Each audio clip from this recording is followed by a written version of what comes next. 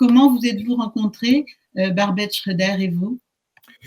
C'est mon galériste Karl Flinker, que c'était un grand ami de Barbet, qui a parlé à Barbet dans les années 82-83 de mon existence. Et Barbet était il était très influencé par Karl Flinker à l'époque, par rapport à son goût de l'art très sûr qu'il avait, Karl. Et donc, il a tenu à venir me voir à l'atelier. Et à partir de là, on s'est toujours vu chaque 2 années à peu près quand il revenait d'Amérique.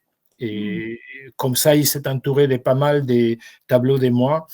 Et c'était une partie des rares personnes qui m'ont permis de faire mon travail. J'avais quelques mécènes, donc Barbet, et c'est comme ça que j'ai pu avancer dans mon œuvre. Très bien. Et de votre côté, est-ce que vous connaissiez son travail cinématographique? Pas du tout. Pas du tout. Je ne vais jamais au cinéma. Et la seule chose que je me permets quand j'ai un peu de temps, c'est de lire, mais je n'ai jamais été au cinéma, je connais pour ainsi dire rien. Et pourtant, ça c'est la générosité immense de Barbet. Il m'a jamais tenu rigueur. Il adore venir avec moi au musée, mais en fait, il est d'une discrétion totale. Et on ne parle jamais de cinéma. C'est depuis qu'il a fait les films que je commence à demander à des amis qui me passent des films de lui, que j'adore d'ailleurs. Et au moins, vous avez vu ce film-là, alors, quand même. Celui-là, je l'ai vu plusieurs fois. Et peut-être pouvez-vous me dire, pour revenir un peu en amont, comment vous avez réagi quand Barbet vous a proposé ce film qui est avant tout un portrait qui repose sur vous? Sans surprise, vraiment, j'ai une énorme amitié pour Barbet. C'est un homme que j'adore, autant que Bull. On a une grande amitié depuis très longtemps. Et donc, ça me semblait une évidence. Je ne pouvais pas dire non. Et j'ai eu un grand-père du ridicule. Vraiment, ça me tracassait beaucoup.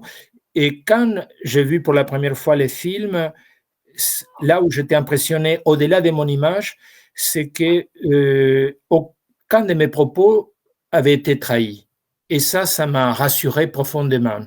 Je sentais qu'il avait fait un portrait assez fidèle à ce que je ressens de mon élan profond. Et en fait, je trouve qu'il a fait une très, très belle chose.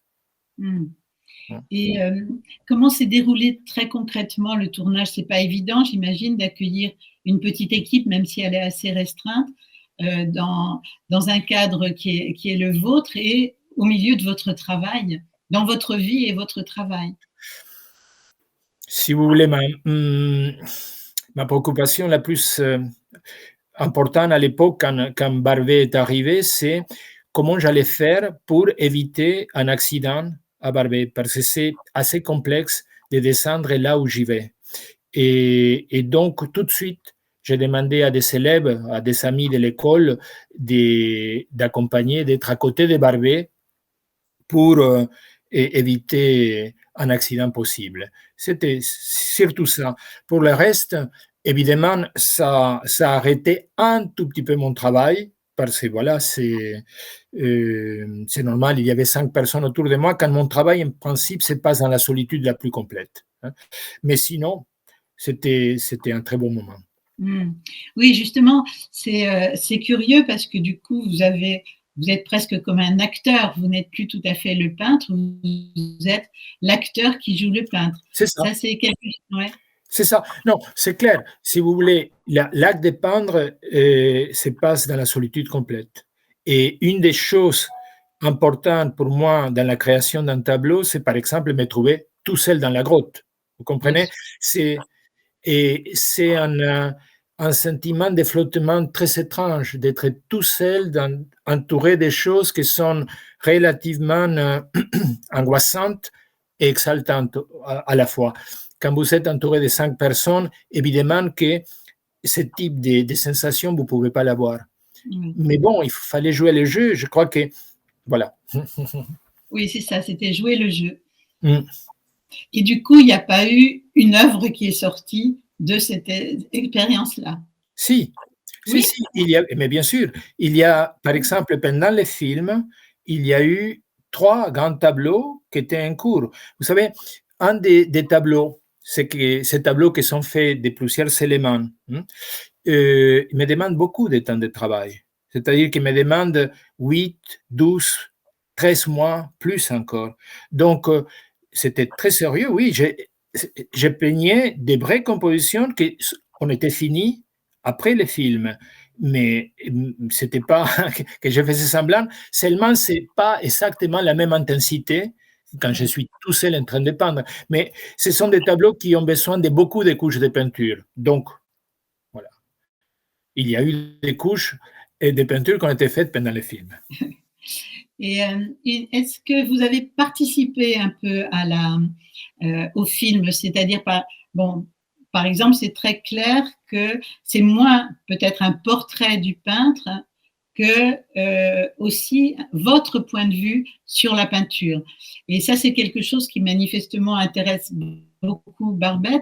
C'est quelque chose, c'est une orientation du film à laquelle vous vous êtes plié très volontiers, j'imagine. Enfin, j'ai l'impression qu'il y a beaucoup d'aisance de votre part à vouloir transmettre ça. Absolument. C'était pas concerté, mais c'est ces rapports qui nous réunit depuis toujours avec Barbet. C'est-à-dire, et je trouve ça très intéressant, ce qu'il a réussi à faire, cette relation entre ma vision de la peinture, pas rentrer absolument dans ma peinture comme si on était en train de faire un documentaire sur mon œuvre, mais c'était surtout ce que traverse l'œuvre, autant les lectures que la relation avec les enfants, que la relation avec cet espace. C'est plutôt de ça qu'il s'agit. Je suis au milieu, je fais une œuvre, mais c'est plutôt tout ce qui possibilite ce type d'élan, cet élan vital. Et c'est ça, je crois, que Barbet a réussi à faire apparaître.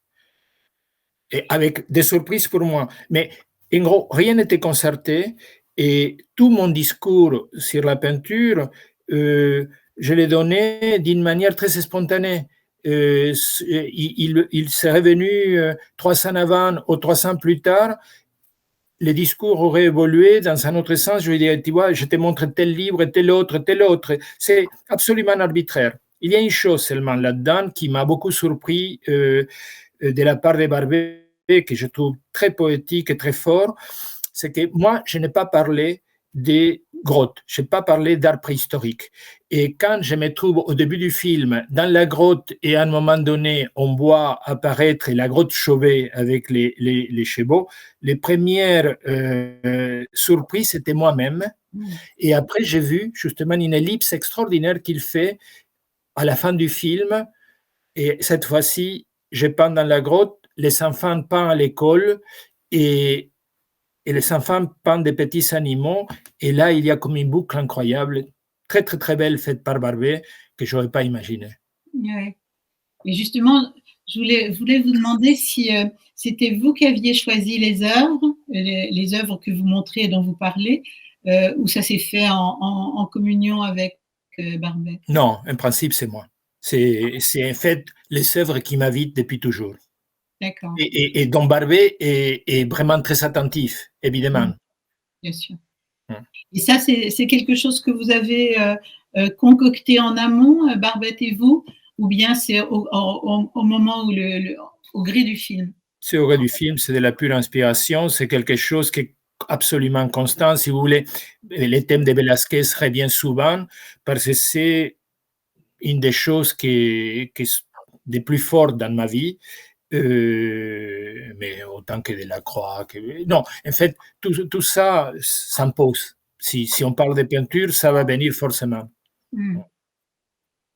Et donc, une de mes questions tombe à l'eau parce que c'était quels sont les films sur les peintres ou sur la peinture qui vous ont marqué?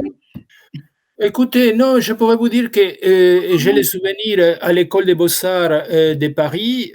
On nous avait passé un film dans les années 80, 78, que c'était Painter's Painting, et c'était un film sur les peintres américains, Pollock, Wilhelm de Kooning, et ça m'avait beaucoup, beaucoup intéressé. Évidemment, j'ai vu les mystères Picasso de Clouseau, et aussi Les songes de la lumière d'Antonio López Garcia de Erice. Et voilà, ce sont des films extraordinaires, mais en même temps, ce n'est pas un film qui a pu me marquer. Moi, ce qui me marque, c'est être devant les tableaux. C'est clair. Très bien. Je pense que j'ai absolument fini de vous poser des questions. Est-ce que vous auriez quelque chose à dire, vous, sur le film en plus, là maintenant? Là maintenant, une fois que j'ai fait pas mal de... J'ai fait quelques interventions dans différentes villes de Bretagne après les films. Ouais. Et j'étais très étonné parce que me trouver dans une salle de cinéma me rappelait terriblement l'effet d'être dans la grotte. Et que justement la grotte s'est transformée en salle de cinéma. Les rochers, c'était des personnages, des personnes qui posaient des questions, et le sentiment d'une émotion très, très, très forte qui produit un film, sans doute à cause du son, à cause des tas de choses qui se passent, comme un terrible rêve, très fort. Et figurez-vous que la dernière intervention que j'ai faite, c'était dans un cinéma à Cancale, qui se trouve à l'intérieur d'une église. Donc, il y avait, en plus de l'idée de la grotte, de la salle de cinéma, il y avait l'église. Et donc, non, comment dire, c'était une expérience humaine très extraordinaire, celle de ces films. Je trouve que le cinéma a une puissance mais terrible. À la peinture, il faut y aller.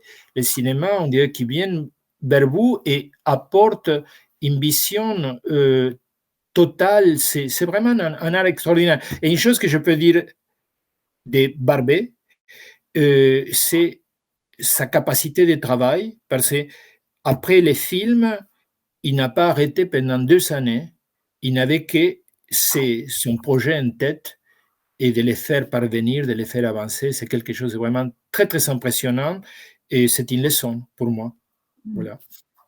Et sinon, dans les réactions du public, qu'est-ce qui vous a intéressé? Oh, écoutez, tout, à quel point ils peuvent être émus éventuellement d'un geste, que je lève les gants pour caresser la souche de l'arbre mort, des petits détails. Les personnes sont toutes tellement différentes, et une va prendre tel détail, tel autre. Et des fois, peut-être pas exactement ce que j'attendais, mais quand même, il y a beaucoup de personnes qui ont... voilà, ce que je pourrais vous dire comme...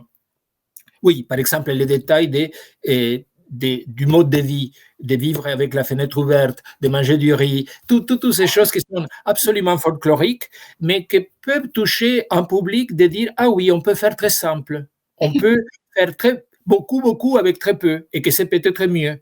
Ça. Et sinon, du point de vue des propos autour de l'art, je pense que ça a ouvert pas mal de portes à beaucoup de personnes qui n'imaginaient pas qu'il y avait cette intensité possible ou cette richesse possible. J'ai conseillé à beaucoup de personnes de s'acheter un livre d'histoire de l'art d'Ernest Gombrich, par exemple, des choses comme ça. Je lui donnais beaucoup de conseils pour rentrer un peu plus dans une dynamique et dans une discipline qui peut apporter beaucoup de bonheur.